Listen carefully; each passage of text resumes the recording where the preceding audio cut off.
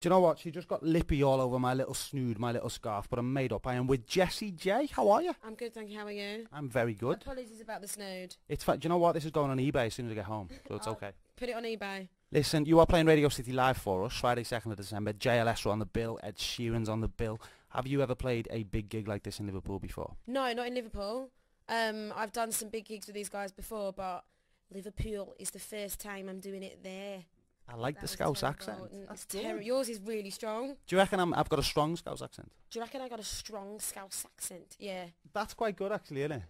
To be fair, that is good. All right. Tell us what you're going to bring to the table. What are you going to bring to the Echo Arena? Just a bit of Jessie J flavour. I like getting the crowd involved. I like making sure that they can sing along and have a good time. And I am myself when I'm on stage and when I'm off stage. It's not like I'm now Jessie J and I'm going to go on stage and do jazz hands and loads of dance routines that feel very rehearsed. Every show is different, so who knows what's going to happen. And are there any tracks that you do that you particularly like, or any that you particularly, you kind of think, I'm a little bit bored of this one now, or? I enjoy letting everyone else sing Price Tag now.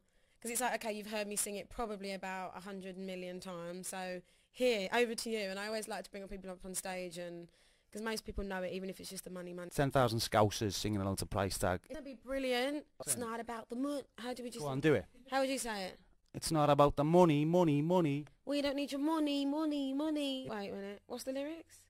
Forget about the price tag. Do us a favour, do that on the night for us, because that'd go down a storm. Would it really? Or it will probably turn into some horrific accent and then I'll get booed off stage. Do you get to Liverpool much? Do you ever go to Liverpool? I know you've done a couple of gigs there in the past. I'm always here when I'm invited to do a show or whatever, but I'm so busy, literally, like, it's really kind of heartbreaking when I go on my Twitter and there's so many places I haven't been to yet, and it's so nice to know that so many places around the world, want me there. I'm going to Sweden tomorrow for the day.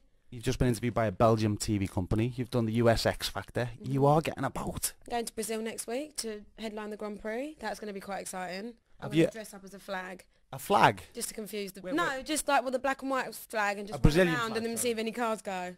Ah, right, I get you. I like it. I think it'd be a good look.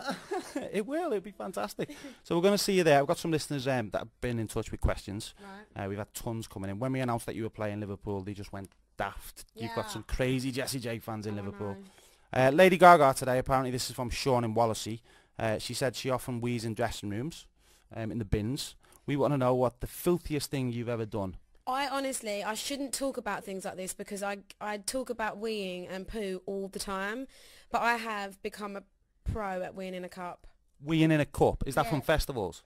Festivals, dressing rooms. When you're in a dressing room and the toilet's 15 minutes away and your whole day is filled with promo and you have to get changed, you don't have time to go to the toilet, so you have to become a pro at peeing in a cup. Why a cup though? Why not like a bucket or? Because it makes noise in a bucket. And no noise in a cup. Bear, do you know what I mean? Weeing in a bucket. A cup's just the right. You can think it's apple juice. You can disguise it. I'm not going to ask you about the number 2. No, I don't poo in cups in the dressing room. That's awful. Are you sure? I'm so sure. Okay, so that was for sure. Sean in Wallasey. P Kelly 4 on Twitter. What's been your most expensive price tag to date? Most expensive thing you bought? I don't really buy expensive things. Car? I literally went yesterday shopping for a car and I'm looking at a very average, normal, blend-in, no snazzy stuff car. It's like wearing an expensive watch to a party and you're just constantly scared you're going to lose it. Yeah, that's the problem. But I mean... What about clothes? Because obviously, you're a style queen. Okay, so now. the clock jacket from Nobody's Perfect was just over £1,000. I bought that. I'm not really a big... See, because you're so grounded. That's why we like that. I just don't... I think the most money I've probably spent on something this year is probably going to be a holiday. Going in on a holiday. To Brazil, to the Grand Prix. Yeah, dressing up as a flag. Michaela Bryce, who's laughing now? All the teachers and other people that when I was younger that didn't believe in me, that would tell me to stop talking and stop singing and stop writing songs in class. Do you know, we went to a school the other week and when we told the kids you were playing Radio City Live, so many of them were just so attached to the tune, Who You Are.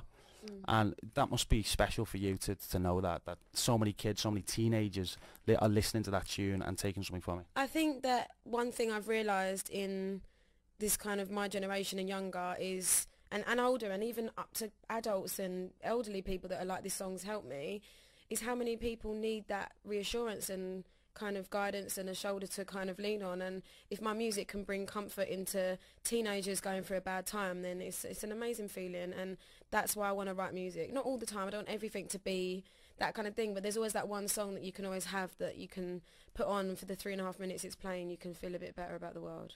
And that's the one. Yes, that is the one. And do you ever get to the point now where you just think, obviously 12 months have been crazy for you, where you feel like you kind of pinch yourself and think, how did they get here? Yeah, I mean, it's very strange because just because I'm doing it, I think people think that I'm used to it and I've been to school to learn about how to do it. I still have bad days and I still think, oh my gosh, I really miss walking down the street and no one knowing who I am. I really miss it. But there are also some things that I never dreamed would happen. You know, I've done so much this year that was on my dream list that I never ever imagined that I'd tick off so early. And I just think, you know, you have to take it in your stride and just enjoy it. Brilliant. Great way to end the interview. And we will see you in Liverpool Friday 2nd of December. See you there. Thank you very much, Jessie J. Thank you. One more Scouse accent for us. Just say, is right, Rossi La. What? Is right, Rossi La. Is right, Rossi La.